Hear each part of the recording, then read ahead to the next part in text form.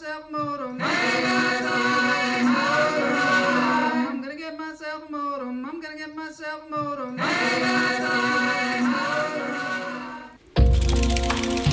Good afternoon. Here we are. It's lunch therapy. Today is Interview Friday.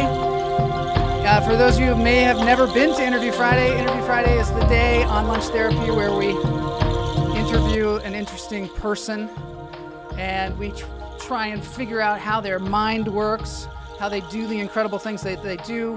We've got an amazing guest today. His name is Osondu Thambo, and he is a martial artist. He is a fight choreographer, he's an actor, and he's also a teacher. He teaches people how to defend themselves, which is really useful. We're going to take 3 deeps at the beginning of the show, like we do every lunch therapy. We breathe because we need the oxygen, but also it gives us a chance to commune a little bit and also be present with the day, because a lot of times, we get so many days in this life and it seems like they're endless, and sometimes we don't realize every day is a gift and every day is unique. Never seen this day before. Some of us feel like we've already seen them all. So let's be open to the surprises, open to the opportunities. This is a huge opportunity for me to talk with Osondu. He's taken the time to do this, and he's just somebody that really seems like an interesting person, has a great energy, and also some mad skills. So in through the nose, out through the toes. Hold it. Let it go. In through the nose, out through the toes. Hold it. Let it go. We're going to have to ask Osondu about breathing and how that relates to the work that he does, because I think it probably has a lot to do with it. In through the nose, out through the toes. Hold it. Let it go. All right, let's get into this Interview Friday with Osondu Thambo.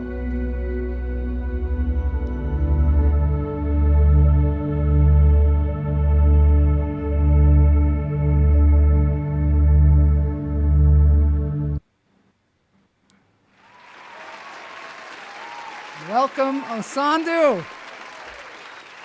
Welcome to Lunch Therapy. Good to see you, my guy. Yeah. Where are you? You're in New York? Yes, I am in New York. Well, welcome to the show. Westchester. Thank you. Thanks for having me. Great to be here. Yeah, it's great to have you here. Are you standing as well? Yeah, I love actually. it. I always stand during the show, but rarely do I get a guest who's standing. Yeah, more energy. You know what I mean? It's and there's like 11 times more pressure on your back when you're seated than when you're standing. So 11 times more pressure on your back. Wow, that's interesting. Oh, yeah. So people, when they're sitting at their desks, they probably should get up every so often. And or is there a way to alleviate pressure on your back, do you think, when you're sitting? Yeah, it's interesting you should ask that. There's an invention I created that is going through a process of, Seriously? I can't talk much about it, but yeah. It kind of helps with that. So, wow. But yeah, an easy way, short, answer is muscle engagement and posture. Right? Yeah. So basically, TVA activation. If you draw the navel in towards your spine, lift, pull in and up. I appreciate the breathing techniques you did in the beginning. Oh, thank you. Thank you. I think it's that important. was actually, I've seen that in one of your episodes before. It was actually pretty cool. Thanks. Helps you get present, helps you get oxygen, obviously. But, the most important part of breathing they teach in EMT school is exhalation. Exhalation. The gas exchange in the lungs. Yeah. Really? So getting the air out, So really, it's not so much about how much air you breathe in. It's about how effective and efficient your gas exchange is in the lungs and at the alveoli level, and how you get it out. I love You that know? you're talking about this. So I really appreciate it because that's something we've talked about on the show too, is how you got to let all your air out before you take the breath in, because yes, you got all this kind of dead air that's hanging out in the lower part of your lungs. And also sometimes call coming in. we do Yeah, the Indian breathing techniques where you breathe through. Do you know this? I am not hearing you. Oh, you're not hearing me. Audio. Oh, Can you hear me? okay. I will keep talking, and maybe you'll be able to hear me. I'm going to check with the chat room here, and maybe there's a volume, or maybe it's muted. But I'm going to show a clip anyway. So let's see. Oh, this is crazy. It's okay. I'm going to let you deal with the technical problems. Are you hearing me? Yes, I hear you. You can hear me, but I'm not Yeah, hearing you. you're not hearing me. Well, go out and come back Okay. in. Go out and come back in, and I'll show a clip. Is there a chat? There's a chat here, right? There is a chat, yes. There's a chat room. So Not hearing Todd you. Lee was asking if Okay, this was. so what do I need to do? Can you write me in the chat? I will. I'll. Let's see. Gear. Microphone. Okay, I'm going to show a clip while I chat with you, and we'll get your So sound you- back. We're going to get through this. But Todd Lee was asking, is this live or Memorex? It is live, as you can tell. So I'm going to show you some clips. Okay. Do I need? All right.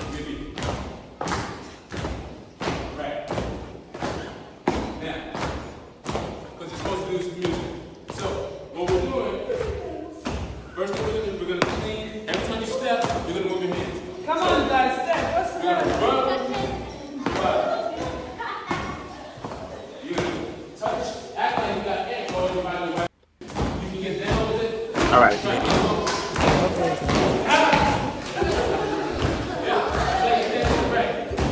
So what we're doing here is this jiu-jitsu exercise. I'm not can hear me. Yeah, can you hear me now? Yes, I Oh, can. good. Okay, so yeah, let's stop this for a second. So tell me what's going on here. You're in Africa, right? Yeah, so I'm in Gauteng, Uh-huh. South Africa. Actually, a province that Nelson Mandela lived in. That's about like a mile and a half from his house in a small village. And these are some girls with the Ntefelelo Foundation, headed up by Ntozake. I'm not forgetting her last name. Ntozake. You feel free to look her up. She does amazing work with these girls, and the majority of them, at that time, they were between 13 and 17, and many of them, I think the vast majority of them, were victims of violent crimes. It's where rape runs rampant in South Africa, and so I was going on vacation initially, but my brother's girlfriend connected me with this young lady who was working with them, and she invited me to come out and work with me. That actually was the highlight of my trip. Really? Yeah, I bet. So I got to work with them just for a few hours that day, and I just poured everything I had into them for the time I had, and they actually did pretty well. It's a good thing when you're teaching self-defense that you have to be like, hey, calm down, don't hurt anybody. Yeah. So I know if I had enough time with them, they would be like really lethal. And a lot of them didn't have to deal with, a lot of what's going on over there right now, in their village. They're really being victimized pretty seriously. They're dealing with HIV/AIDS a lot. Not only in Africa, but also here in the United States. Domestic violence is unbelievably rampant in the United States. Do you teach? Do you teach women in the United States how to defend themselves as well? Yeah, absolutely. In fact, one of my clients that we probably have a clip of, she's a psychiatrist. She is, which is like I believe the second or third most dangerous profession for women in the United States. Being a psychiatrist? A psychiatrist. Really? A female psychiatrist. Yeah, very dangerous. One of her colleagues was dismembered by a patient. Oh, no. Yeah, it's a major situation. So she has a different level of seriousness when it comes to this. Yeah. And so we basically work on things that are very real. We've done a lot of virtual training as well as in person. We've been working with her for like 3 years, and we basically work together about 6 days a week, about like an hour and a half a day, whether I'm in town or not. And, so I've done these exercises with her. Of course, it all started during COVID, doing a lot of the virtual stuff. And it actually translates to, in-person, real-time application. It's pretty awesome. But yeah, I definitely work with people personally, and, therapists, for some reason, seem to gravitate to me. I know what it is. Yeah.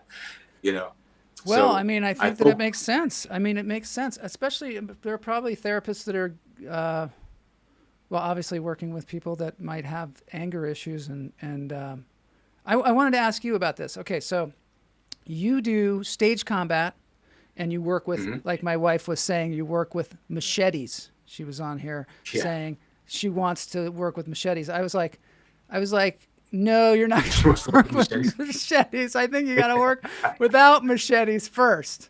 And then maybe when you become a master of that, here she is. She said, I watched one of your videos and I want to learn to swing machetes around. So one of the things I wanted to ask you about, so God's work. Don't teach her that, please. I'm like, what's going on over there, Joe? I know. Why does she want to do that? So, but okay. So when you do stage combat and you're working with fights that are a very aggressive thing, and you have to get into the mindset of an aggressive fight. How do you regulate aggression in yourself, and also on the set, so that it's safe? That's a good question. Two different questions, but similar. Yeah. Chubbuck technique, as far as like inner objects and so on. And like, if you're going to be, and this is something that when I'm working as a stunt coordinator, like Blood Mix, right? I was just working with them, which is a film that's coming out about an immortal in Harlem, right? And it's, a big thing for me working with stunt actors is remember that it is acting, right? Yeah. And that the acting component is very important. Lots of times guys think that they're just, going out there just doing some moves, just fighting, right? But you have to, it's kind of like, like Ivana Chubbuck says, if you're going to die, you have to earn the right to die. Yeah. Right? Yeah. So, there's a certain mentality that you have to be in, and you have to basically connect with the character on a different level. So the attacks need to be authentic. It can't just be like one of my big beefs with fight scenes is that it looks like they're doing a two-man set or a sequence in which they both know what's next. Yeah. As opposed to responding to things in real time, and it's so having true like about acting. It's about stage combat. It's about comedy even. You can't be you can't appear like you know what's going to happen next, because in real life we don't, obviously. And a fight scene is essentially a scene, and it's being a lot of times it's mostly physical, but it's still an acting scene. So it has the same rules. You can't do the end at the beginning. You have to have the same emotional engagement in it. I just want to mention, you were mentioning Ivana Chubbuck. That's where we met, was at Ivana Chubbuck Studios. She's an incredible acting teacher. If you ever want to see the interview with her, it's on my channel. Where she talks pretty in depth about the technique. So you use that technique in your fight, your stage combat. Oh, absolutely. Absolutely. I mean, that's the first time that, I really got to a certain place with that. I gotten to my highest level, I guess, of evolution in acting, basically understanding that concept. If you just understood earning the right to die, I did I took the training with her daughter the previous month before I met you out in LA. Yeah. And it's like when I did Kill Bill, it was, playing Bill, I had to basically like go in, you know what I mean? And it was crazy because the person I was working with, she's one of the nicest people. She has not a mean bone in her body. You know what I mean? Yeah. She just couldn't think, it was hard for her to think about like killing somebody, right? Yeah. So I had to really mess with her. I lit the joint, blew it in her face, almost put it out. You know what I mean? Yeah. Just crazy stuff to earn the right to die. To kind of instigate that. Yeah. Wow. Yeah. How did you get involved? Oh, so have you been acting all along, or did that kind of grow out of your martial arts and then your choreography? Or did it kind of grow out naturally, or did you always want to be an actor, or have you always been an actor? I wanted to for a long time, and then probably about like 5 years ago or so, I got somewhat serious about it. But even then, I didn't really consider myself an actor. I didn't want to disrespect the craft because I Right. was like, You can't just I jump really, in there and say I'm an actor, because it's sort of I'm an actor now. annoying It's for like, other well, actors that have been doing it, studying you it know for what I'm years and saying? years. Yeah. Yeah. That are like real at this and that like live for it and Yeah. audition and all that. Just because you've been in, not everybody that gets in front of the screen, in front of the camera is an actor, right? Right. Right. So it wasn't until I got some real training and got to see like how what it was really like to do the work that I really committed to it and got to the point that I can say yes. Well, I do this. I love you this. have a lot of skills in martial arts. How did you come to study of martial arts? Have you been doing it since you were young, or how did that happen? Yeah, actually, I started when I was 5. My first 2 instructors were my older brothers. So one of them was in the military. He had studied karate, Thai boxing, and regular boxing. He was actually pretty good at that. My other brother, he trained at the door in Manhattan. Yeah. And he had done Aikido, Taekwondo, a bunch of different things, but he really found his home in Shaolin, praying mantis Kung Fu. And that's what he started teaching me at the age of 5. At 5? So, yeah. Wow. Yeah. And that's when I was trying to figure out if I wanted to learn it. I remember the conversation one day in the backyard. He had me with a stick teaching me sword work. It was pretty cool. So you did start with the machetes. Yeah. Yeah, pretty much. So maybe you like do. Maybe sword. you start with the machetes. I don't know. Hey, what's interesting about what your wife is saying is that in the Philippines, there are different philosophies, right? So in the Philippines, often in martial arts, they'll start with the empty hand first, right? You develop control and so on there. But in the Philippines, it's a heavy knife and weapons culture. They will have, they'll start with the knife and they'll start with the stick because you need to be able to deal with the weapon. Yeah. Because it's so common. So you got to be able to defang the snake or disarm somebody, because there's a high likelihood that if you get into a confrontation, you're going to have to deal with that. You know what I mean? On some level. So. Around my house, it's not really a knife culture. So I don't think that my wife needs to start with the knives.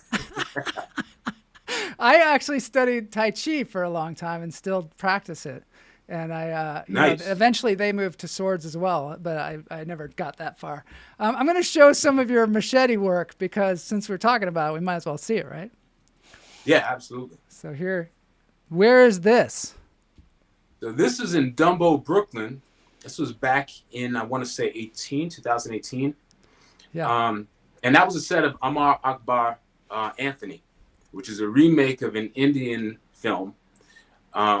And they basically modernized it with the Taraj. I forget this huge star. We didn't know him over here. There was a whole Indian cast that they got there.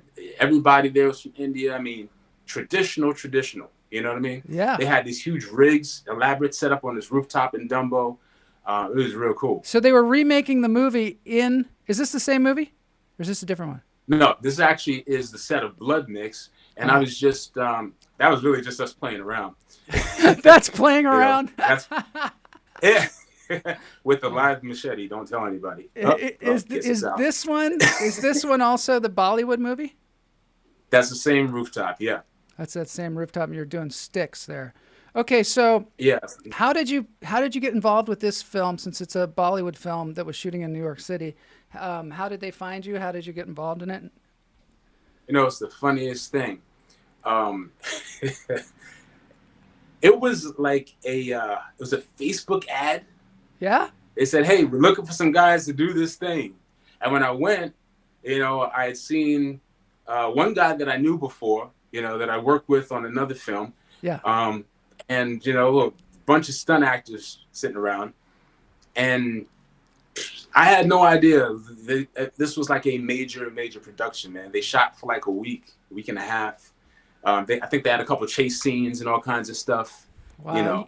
That's kind of what we were talking about. I was talking about at the beginning of the show, how there's like opportunities everywhere. If you look for them, you just don't even realize where they are. And sometimes you see something like a Facebook ad and you're like, oh, that can't be anything big. And then it turns out to be like a huge production. So I guess that's kind of a lesson in life. Have you found opportunities for yourself in weird places like that same example that you had? Do you sometimes find yourself in random situations that turn out to be extremely fruitful? Well, yeah, from time to time. Actually, a few years back, I had gone. I'm trying to remember how I met the guy doing this thing.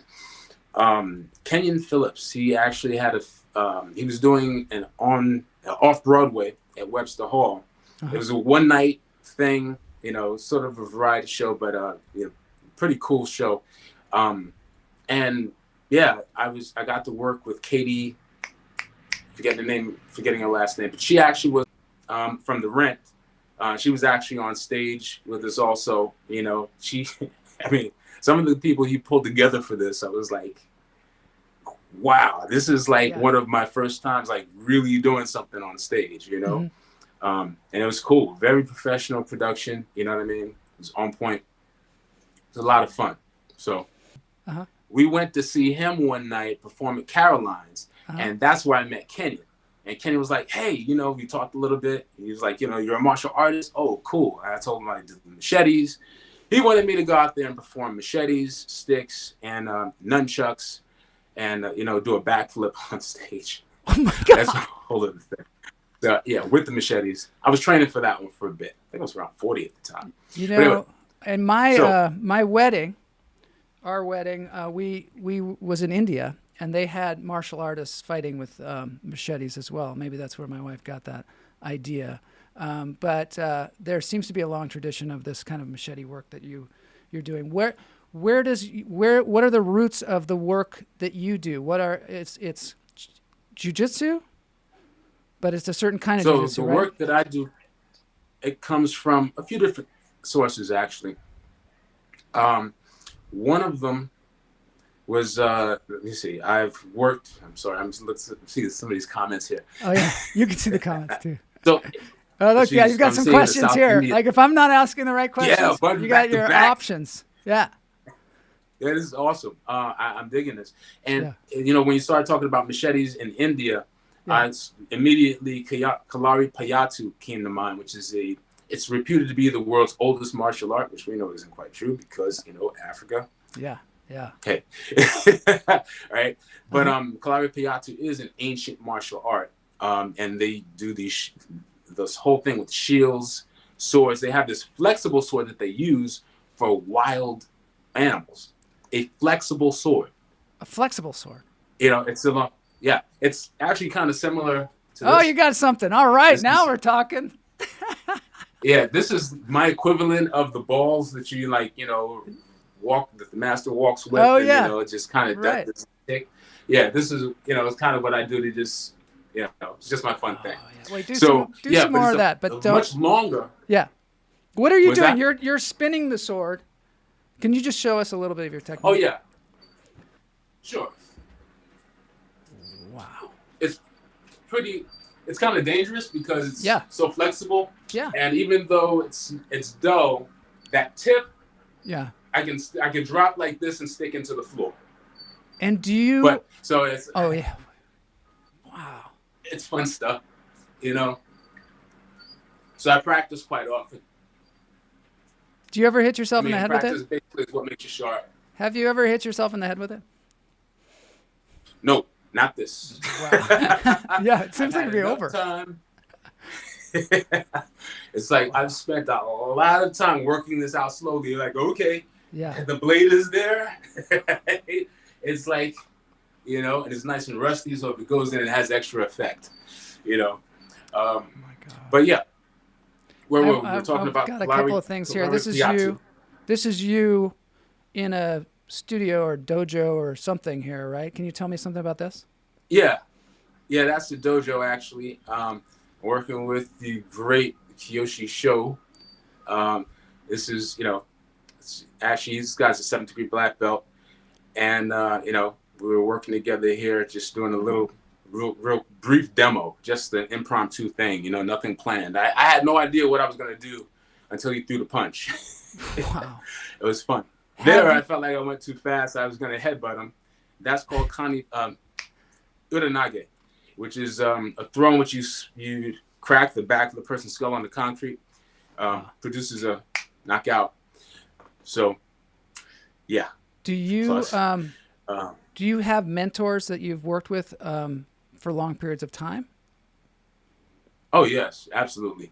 One of my first jiu-jitsu teacher was Professor Tanweer Sahib, Soke Tanweer Sahib, of Fanul Harb Jiu-Jitsu, and you know, I worked with him from white belt to black belt, to a 30-degree black belt actually, and I got to work with one of my seniors, Kiyoshi Eric Howard, who is the founder of Aiki Jiu-Jitsu, you know, and I've been working with him for years. He's the founder of Aiki Jiu-Jitsu. So there are branches. Aiki Jiu-Jitsu. Aiki It's a different Jiu-Jitsu.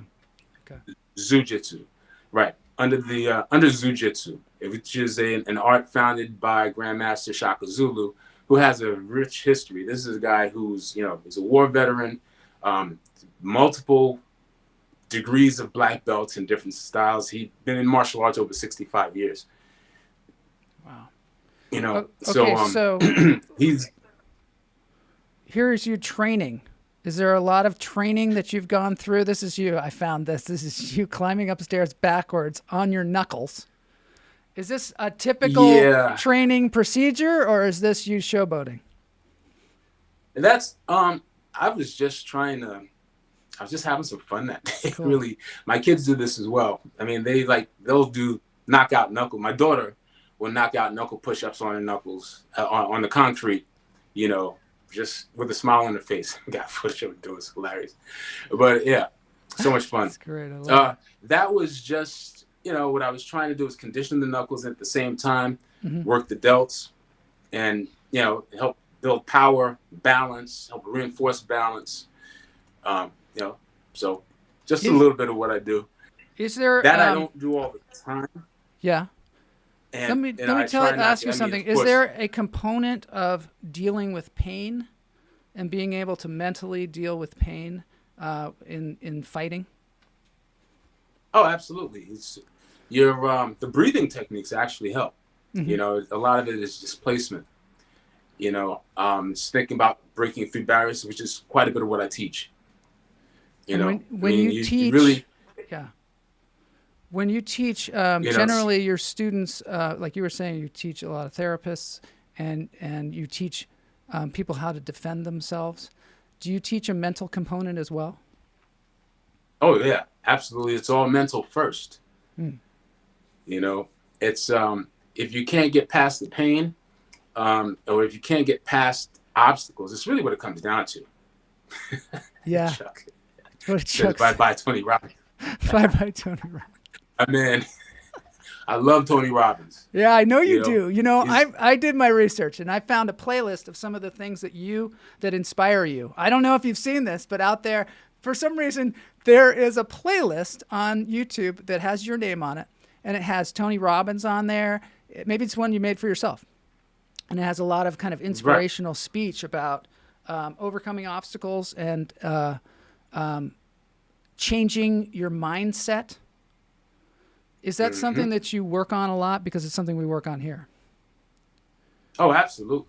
Absolutely. I mean, especially when you're dealing with someone, most people that I train are not fighters, warriors. You know, I pride myself in taking the average person who might get bullied and making them a badass. Right? Yeah. Taking someone who is not maybe athletic or whatever and having them, you know, experience the confidence and going through a process that allows them to defend themselves against someone who is, you know, a lot more athletic, stronger, you know, bigger, someone way more intimidating. And much of that is the internal game, because the battle's won or lost in the interview process in the beginning, the initial conversation. you know? Yeah. They really want to get your mind. They need your mind and need permission. As Eric says, you need commission. You need permission to kick a person's ass, and a predator knows that. They need permission first. And What does lots of that times we mean? You don't need know. permission first. What does that mean? Well, they really need your compliance. In other words, there are certain things I can show you where you know, if you grab someone's wrist, and you can demonstrate this, anybody watching now, you can demonstrate this with someone if you have someone with you, Yeah. or later at another time. Have someone grab your wrist as tight as they can. Mm-hmm. I have demonstrated this with NYPD cops, with NYPD, because I used to do these self-defense seminars at these self-defense workshops for the elderly. So the cops would come, and they would basically do an initial lecture, you know, about different scams and so on that, you know, older people need to be concerned about. And after they were done, I would ask one of the cops to demonstrate with me. These guys, their grips are gorilla-like. Really? Right? Yeah. Okay. But the thing is, when you decide that you don't want someone's hands on you, they can't hold you. They can't stop you from moving. This is one of the things that Grandmaster Shaka Zulu teaches. You know, that there are so many things that a person cannot do. They can't restrict you from doing. Yeah. You know what I mean? Yeah. So, you know, we really have a lot more ability than we're aware of, but we somehow allow someone to kind of, you know, people who do get victimized, unfortunately, but have that happen because they allow the other person to have them believe more so in their victimization than their ability to overcome the obstacle. Well, also, we walk around in life, and we generally, if we're not an aggressive person, we're not used to attacking somebody. Even in our mind, we think we're real tough or whatever. There's a point. Okay, this happened to me one time. I was in Paris, and I was walking around at night, and these kids, you know, kind of my age, came up to me. It was a long time ago. They came up to me, and they were like acting like they were my friends, right? And they were like, "Let's go to this park." Right. And we went to this park, and we got in these like plastic balls, and then they started robbing me, right? But there was a moment there where I couldn't allow myself to fight back because I was like, oh, they can't possibly be robbing me, right? These are my friends. You know, there's that moment where it turns. Right.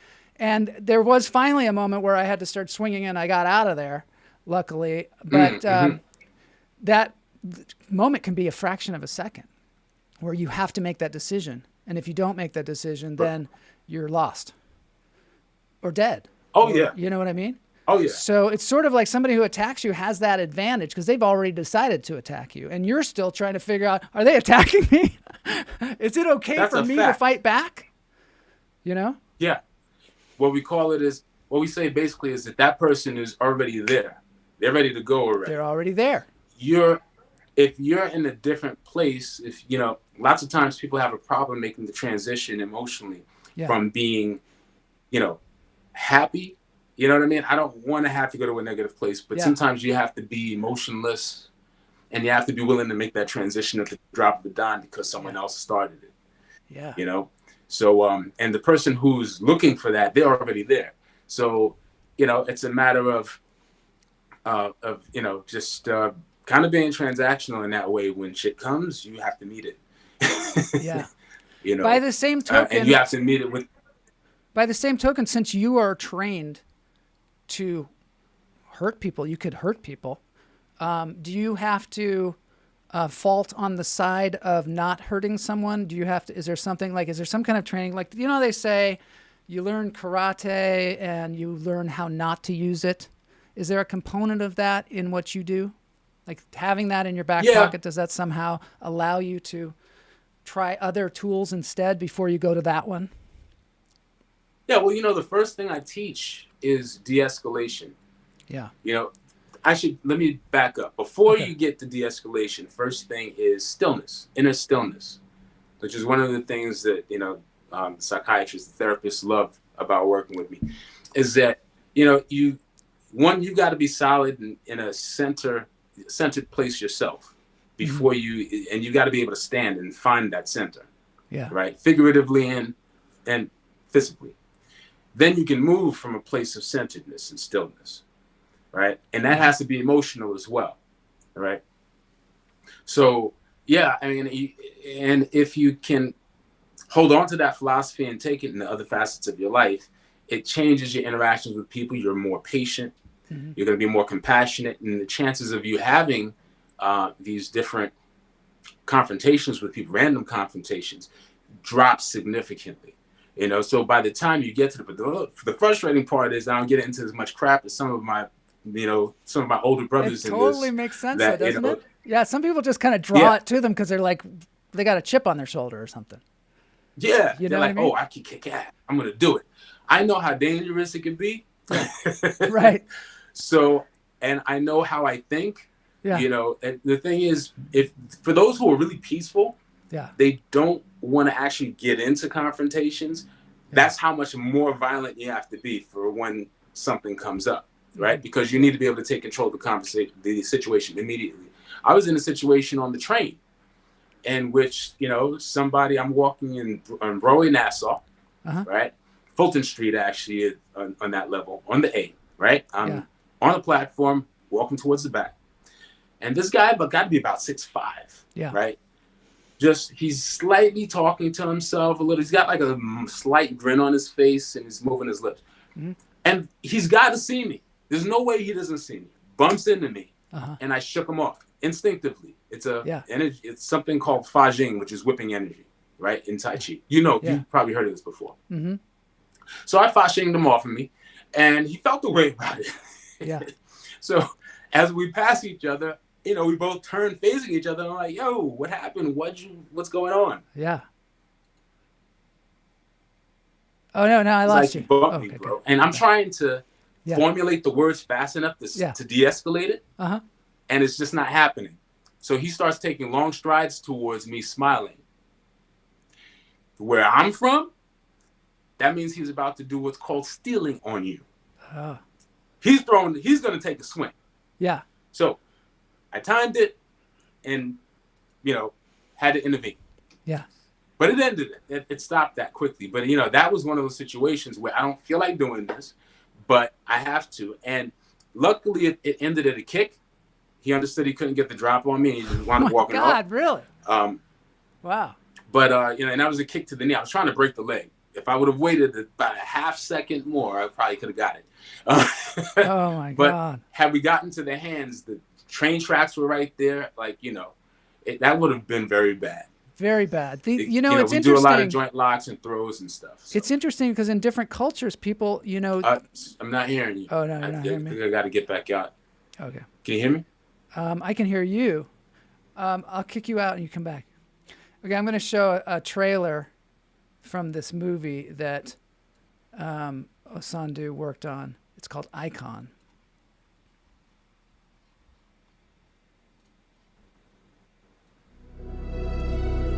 You thought you had a higher position than what you actually have. You grew content and complacent with the mere illusion of power. And all along, you were nothing more than a puppet. I'ma show you exactly what real power looks like.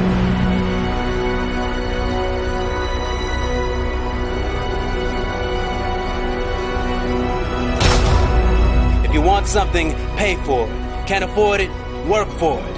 Your actions tonight reflect badly on our people. People out here dying every day. People my age. People that look like us. And you sit in this big old house, loving it, living it, chilling, with this big old title. You out here tripping. Open your eyes.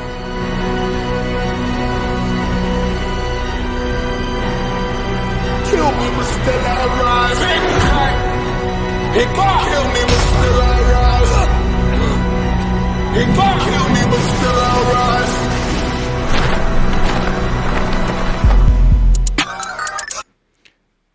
So you worked on this movie, Icon. I thought I'd take the opportunity to show the trailer while we were bringing you back on. Can you tell me something about this and about this filmmaker? This seems like a really interesting thing.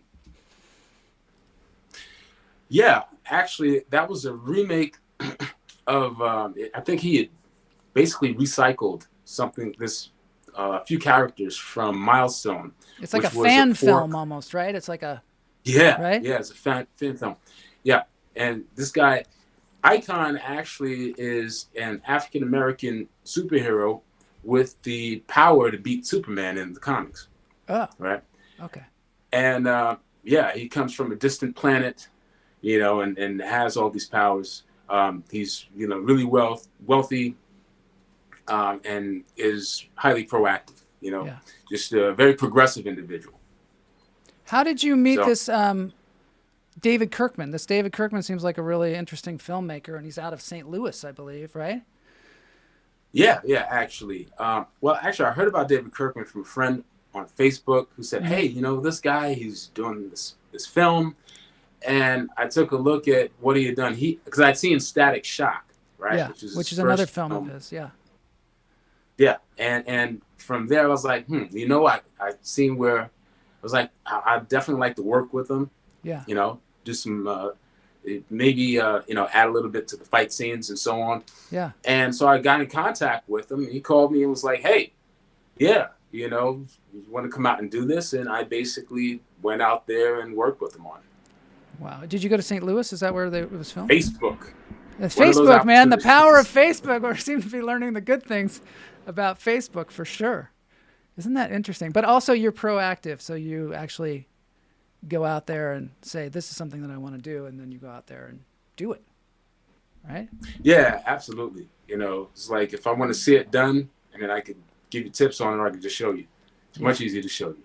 You know, it's interesting because when I met you at Ivana Chubbuck's studio, we just met briefly outside the class or whatever, and then afterwards. But you had this kind of centeredness about you, this kind of like inner calm, like what you were talking about, that I guess comes through from the martial arts that you've done, and maybe you're just naturally like that. I don't know, but you have a still energy that I think is rare. And you have a kind of and you're not you're not 6'5" either, but you have a power. Right. This incredible power. So we're going to have to end the show pretty soon here, but I do want to thank you for coming on the show and talking to us about this. If someone wants to train with you, or if someone wants you to maybe work on their film, how would they best get in contact with you? Well, for film, and thanks, by the way. Yeah. For film, you can reach me on Instagram. I'm on Instagram as Master Osondu Thambo.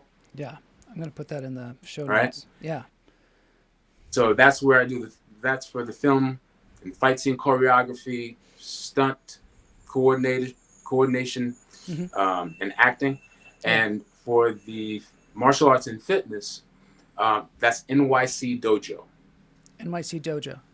And is that your virtual dojo, or is there an actual place, or what? What is that? Yeah, it's actually virtual. I work with people in real places where things really happen, you know? So, you know, I work with people at home. I actually go out to, you know, on location to clients' homes.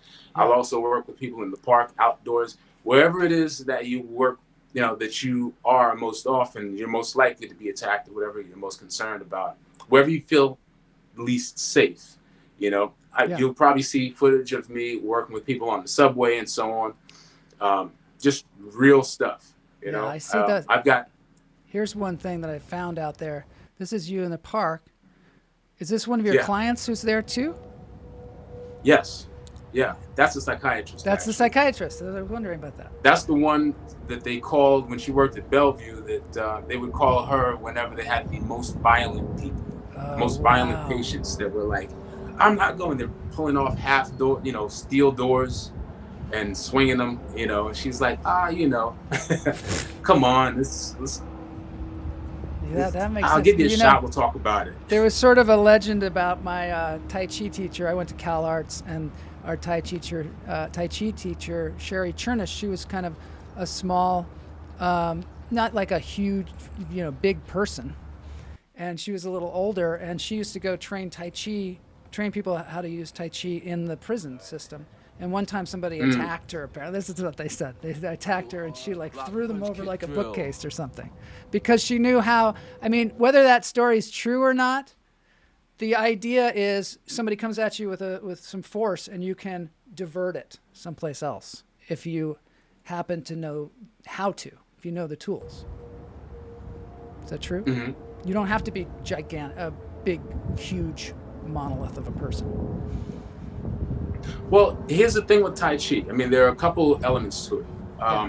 It helps in terms of relaxation. A lot of people do it for health, but it does have real combative application.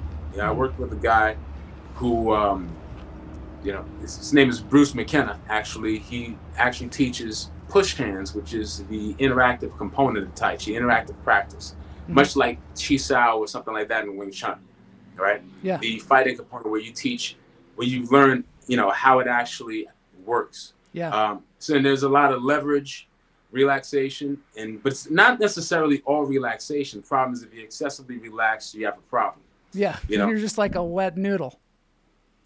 Yeah. There's a balance between tension and relaxation that has to work. There's a balance between flow. There's a certain flow, and that's really what would allow this little person to, knock someone out or knock someone over who is much smaller. There was a guy, Grandmaster Professor V, Professor Visitation in New York, who, taught a lot of the greats. And, he studied Tai Chi, and there's, a great story of him knocking somebody out, a high-level master as well, who was like, does that thing really work? He said, come on, I'll show you. And he was a little Filipino guy, And so, it's really about a lot of its timing, energy, alignment. And that's why people take years to learn it. But I try to condense the time frame so that you can use it today. Because often, martial arts takes a long time for you to really get into your system and for you to develop a solid enough foundation to make it practical immediately. So, that's what I do. This is super useful. I know years ago, a friend of mine and I were doing a short film, and we needed somebody like you. We couldn't find somebody that we felt like comfortable with. So maybe we'll revisit that film and see if we can work together. I don't know. It was a great. Oh yeah, man! Short. Let's make it happen. Yeah, maybe I need to contact him. To be out in LA. Yeah, maybe I need to contact him again and see if we can do it, because that would be super fun. All right, so we end the show by dancing. Do this every time. You and I are going to just kind of do a little dancing. You don't have to it doesn't have to be choreographed. But we're going to play a YouTube song. This is one of them that I just enjoy a lot. It's the song Spirit in the Sky? Have you ever heard of this song? Spirit in the Sky. Yeah. Well, you're going to listen to it now. It's a band. It's a band here in LA called Evil Walks. Spirit in the Sky is a rock song with anyway, I don't need to describe it. We're going to do it here. So just do it. This is it. Let's do it. All right, thanks for being on the show, Osondu. This has been no problem, man. Such a pleasure. Thanks for having me, Joe. All right, let's go. Appreciate you. That's time.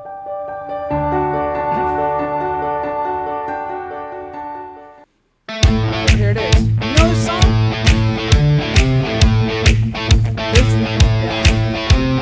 This is where everybody just kind of lets it loose. We dance it out at the end of the show.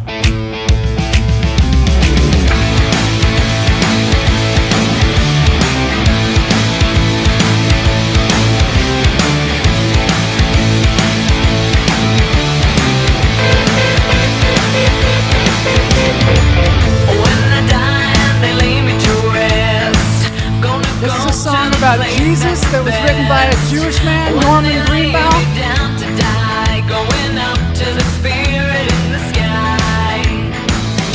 You haven't heard this song? That's where I'm gonna go when I die. When I die and they lay me to rest, I'm gonna go to the place that's the best.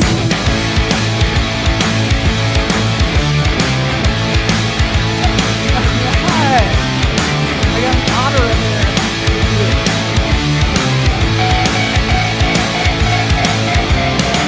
Prepare yourself, you know it's a must.